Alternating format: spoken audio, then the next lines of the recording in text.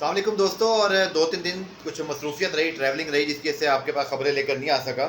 लेकिन अब आपके पास ख़बरें लेकर तज़किया लेकर हाजिर हूँ। मेरे यूट्यूब चैनल को सब्सक्राइब कर लीजिएगा, फेसबुक पेज को लाइक कर लीजिएगा और टिकटॉक पर भी फॉलो कर लीजिएगा। गैरी कर्स्टन जी, पाकिस्तान के एक और एक्स कोच, जो कि गैरी कर्स्टन और जैसन गिलस्पी साथ आए थे, उन्होंने भी पाकिस्तान क्रिकेट पर आज बिलाखिर लबकुशाई की।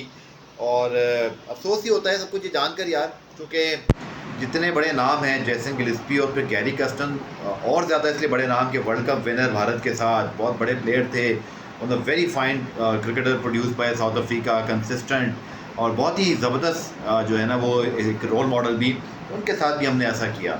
और जो बातें उन्होंने की, यानी कि उनको पता चल गया था कि क्या चल रहा है, और लेकिन इतनी बड़ी बात उन्होंने कर दी कि मैं फिर भी आना चाहूँगा पाकिस्तानी प्लेयर्स की खातिर।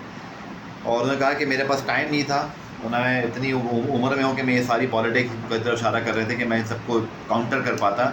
It's a very bad image of Pakistan cricket, और हम बड़े लकी यार कि हमें माइक हैसन फिर भी मिल गए। I really hope, sincerely hope and pray कि खुदा के लिए अब सबक सीख लें हम, और ऐसा ना हो कि फिर हम जो है वो मतलब कोई ऐसी चीज़ करें कि माइक हैसन के साथ खुदा ना खास्ता कोई इंटरव्यू करके आ गया था, ये मैं बता रहा हूँ। तो बहुत हमें यार इससे सबक सीखने की ज़रूरत है, बहुत एम्बेरसमेंट है। और जैसे मैंने कहा कि 1.5 साल में कोई बोर्ड तब्दील नहीं हुआ। चेयरमैन मोहसिन नकवी साहब मौजूद हैं, बाकी डायरेक्टर्स मौजूद हैं, एक कोचिंग स्टाफ तब्दील हुआ, कप्तान तब्दील हुए, खिलाड़ी तब्दील हुए। अब नहीं होना चाहिए यार जो हो चुका। आई थिंक अब इस सिलसिले को जितना हम एम्बेरसिंग हो चुका था ना, इसको पढ़ के भूल जाएँ और आगे बढ़ जाएँ। क्योंकि इससे ज़्यादा बुरा क्या होगा कि इंटरनेशनल कोचेज़ को आप हायर करें, हीरो बनाए, बाद में विलन बना के निकाल दें, और बाद में वो हमें एक्सपोज करें।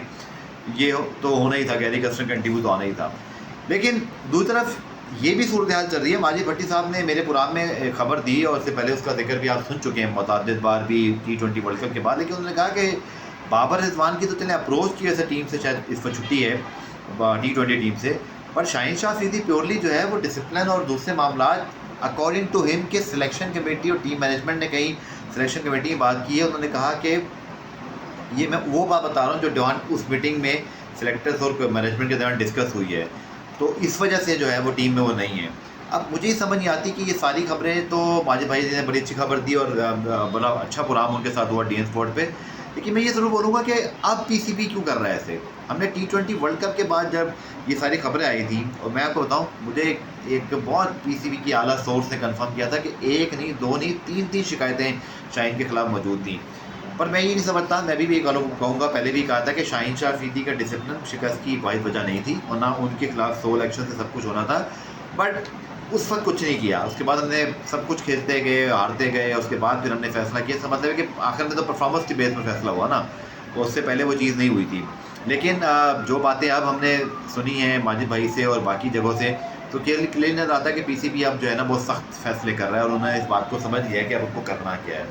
और रियली होप यार कि ये चीज़ें, जैसे मैंने कहा कि माइक हैसन जो होते हैं, मुझे ये बड़ी उम्मीद है कि Pakistan cricket in safe hands, हम सही तरीके से चलेंगे, हम अच्छे तरीके से करेंगे। हम अब जो भी कर रहे हैं वो एक क्लैरिटी थॉट के साथ है, बजाय कि उसमें बाइसनेस हो, उसमें हमारे क्रिकेटर्स एक दूसरे के खिलाफ कुछ साजिशें कर रहे हो, टीवी पे कुछ कह रहे हो। और ये भी रूल होना चाहिए कि टीवी पे बैठने वाले, जैसे मोहम्मद आमिर और इमाद वसीम टीवी पे थे, फिर पाकिस्तान टीम में खेले, फिर टीवी पर आ गए, इसका भी कुछ होना चाहिए। कुछ तो यार हमारे बोर्ड कुछ फैसले लेना कि डिसिप्लिन क्या होता है। अगर आप टीम में खेल रहे हो तो टीवी पे नहीं बैठ सकते यार। मैं सरफराज को इस बारे में बहुत ज़्यादा जो है वो शाबाश कहूँगा कि उन्होंने कभी टीवी बैठ के कोई बात नहीं की, और उन्होंने जो कुछ किया अपने डोमेस्टिक परफॉर्मेंस से किया। और अब भी वो कहीं टीवी में हमें सिवाय एक आध इंटरव्यू के, जो कि सारी बात है, कोई ना कोई आपको पकड़ ही लेते हैं इंटरव्यू के लिए, कि उन्होंने कभी कोई ऐसी बातें नहीं की। तो ये एक पैरामीटर होना चाहिए हमारा। दूसरा, आप लोग के बहुत सारे सवाल आ रहे थे जी कि बांग्लादेश और जिम्बाब्वे का स्कॉट, तो मैंने आपको बता दिया था, न्यूजीलैंड वाला स्कॉट तकरीबन सेम ही है। सुफियान मुकीम उसमें ऐड हो जाएंगे, लेकिन रिजवान बाबर और शाहीन का भी अभी तक कंफर्म नहीं कि रिजवान बाबर तो नहीं है। तो ये अभी तक की अपडेट है। दूसरा, आप लोगों ने एशिया कप के हवाले से बात की थी, तो वो मैं आपको बता दूं कि एशिया कप जो है वो अभी तक जो है वो अनसर्टन है। लेकिन एशिया क्रिकेट काउंसिल का इजलास शायद जल्द बुलाए जाने का इम्कान है, और दीगर बोर्ड ज़रूर चाहेंगे। लेकिन इस वक्त जो पाकिस्तान इंडिया की सूरत हाल के अलावा ईरान इसराइल जंग जो शुरू हुई है खित्ते के अंदर, बहुत सारी चीज़ें इस वक्त बहुत मुश्किल दिखाई देती हैं। कम अज़ कम इस वक्त तो मे बी कि आगे चल के इतना तो ड्रामेटिक सीज फायर हो जाए, जैसे इंडिया पाकिस्तान का हुआ था, चीज़ें बेहतर हो गई थी, IPL भी हो गया, PSL भी हो गया। तो वेट एंड सी वाला गेम है, फिलहाल अनसर्टनिटी है। दूसरा जनाब FIA नेशन हॉकी कप, जिसको आप टैबमेट पे एंजॉय करें, येस टैबमेट इज देयर। भाई आप डाउनलोड कर लें टैपमेट, उसके बाद सब कुछ यहाँ मिल जाएगा। टैपमेट पर जो है वो आप इन्जॉय कर सकते हैं। FA नेशन हॉकी कप हुआ, पाकिस्तान ने 3-3 से मुकाबला बराबर किया, 2-0 था, फिर 3-2 लीड ली, लेकिन इवेंचुअली 3-3 हो गया। लेकिन हमें हॉकी टीम को सपोर्ट करने की इसलिए ज़रूरत है कि इन लड़कों को मैच मिलते ही कहाँ हैं। अभी यंग टीम है ये, और ताहिर ज़मान एक बड़े अच्छे क्वालिफाइड कोच हैं। लेट्स होप कि वो इस यंग टीम के साथ कुछ अर्सा काम करें। अगेन वही क्रिकेट वाली बात कि भाई रॉलेट और मॉडमेंट आते हैं, उनको भी निकाल दिया जाता है, ले आते हैं, ताहिर ज़मान आते हैं जाते हैं। तो यार एक लॉन्ग रन मिलना चाहिए और एक प्लान होना चाहिए। सबसे बड़ी बात कि हॉकी टीम को मुसलसल मैचेस मिलने चाहिए। यहाँ अगर आप अच्छा खेलते हैं तो आप प्रो लीग में जा सकते हैं और दीगर चीज़ें भी आपकी सही हो सकती हैं। It's a very important tournament. और जापान से कल मैच आए, रियली होप कि पाकिस्तान बेहतर खेले, लेकिन पाकिस्तान टीम के अंदर मुझे मादी मुकाबले में ना कुछ स्पार्क नज़र आता है यंग बच्चों का। तो ये थी जनाब अब तक की वीडियो, उम्मीद आपको पसंद आई होगी। कोई और आपके दिल में सवाल हो तो मुझे ज़रूर बताइएगा। और वर्ल्ड टेस्ट चैंपियनशिप की तो कल मैंने बात की नहीं, यहाँ ट्रैवलिंग कर रहा था। वेल डन साउथ अफ्रीका, चौकस का टैग उतार के फेंक दिया है। अब वो कभी चौकस नहीं खिलाएंगे, जो कि ऑस्ट्रेलिया को फाइनल में हराना को मामूली बात नहीं होगी। 282 चेस एडम मार्करम और फिर बबूमा की पार्टनरशिप, खासतौर मार्करम की century, one of the best century I seen in the test cricket. बहुत ही शानदार सेंचुरी थी और मुझे ऐसे लगता है कि ये जो जीत है ना, ये साउथ अफ्रीकन क्रिकेट को नई पहचान देगी, उनकी जनरेशन को इंस्पायर करेगी। मेरा अपना ये मानना था कि वनडे और T20 की ये टीम 2 साल पहले जो बनी थी, जिसके अंदर क्विंटन डिकॉक, मार्करम, रजा हेंड्रिक्स और फिर सबसे बड़े हेनरिक क्लासन, फिर मिलर, फिर मार्को जेंसन, फिर रबादा, एनजीडी, तो इस टीम ने वनडे T20 में कुछ अचीव कर लेना था। लेकिन तो साउथ अफ्रीका को फिर ऑस्ट्रेलिया टक्कर गया, या पता नहीं सेमीफाइनल को किससे आ रहा है 2023 में, मैं भूल रहा हूँ, ऑस्ट्रेलिया था या इंडिया।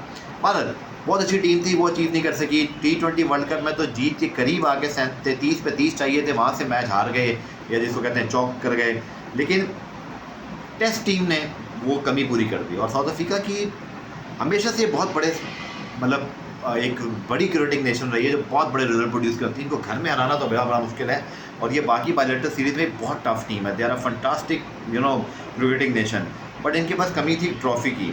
और अभी भी I am sure World Test Championship की वैसे बहुत बड़ी वैल्यू है, लेकिन कमर्शियली या एक बूम जो है वो T20 वर्ल्ड कप और वर्ल्ड कप का भी होता है। मैं ये नहीं कह रहा, मुझे समझ है, आपको समझ है, बट मैं सिर्फ बात कर रहा हूँ कि अगर साउथ अफ्रीका वनडे या T20 वर्ल्ड कप जीतेगा या कोई भी टीम, तो एक अलग बूम बनता है और वर्ल्ड टेस्ट चैंपियनशिप की उतनी हाइप नहीं बनती। बट स्टिल ये उतना ही इक्विवेलेंट है, साउथ अफ्रीका के लिए बहुत बड़ा टारगेट है। बट मुझे ऐसे लगता है कि ये टीम आगे चल के ना दुनिया में वनडे T20 के अंदर भी ट्रॉफी जीत सकती है। इनके पास टैलेंट है, इनके पास बहुत अच्छा टैलेंट आ रहा है, मॉडर्न डे प्लेयर से खेल रहे हैं। और खुद ही मुझे बस अफसोस ये है कि हेनरिक क्लासन जैसे प्लेयर जो है वो छोड़ के चले गए। हालांकि मैं ये समझता था कि वो कुछ और से खेलते हैं, तो वो जो पूरा एक यूनिट बना हुआ था साउथ अफ्रीका का, वो शायद उनको ट्रॉफी जितवा सकता था वनडे T20 की भी। बट ये बड़े स्ट्रॉन्ग टीम है, और यहाँ से अब बमुमा और उनकी जो बाकी वनडे T20 की टीम है, ये सारे ये और तगड़े हो जाएंगे, और ये टीम आगे चल के दीगर टीमों को और परेशान करेगी। आप मेरे यूट्यूब चैनल को सब्सक्राइब, वीडियो को लाइक करना ना भूलिएगा। सी यू इंशाल्लाह इन द नेक्स्ट वीडियो। खुदा हाफिज़।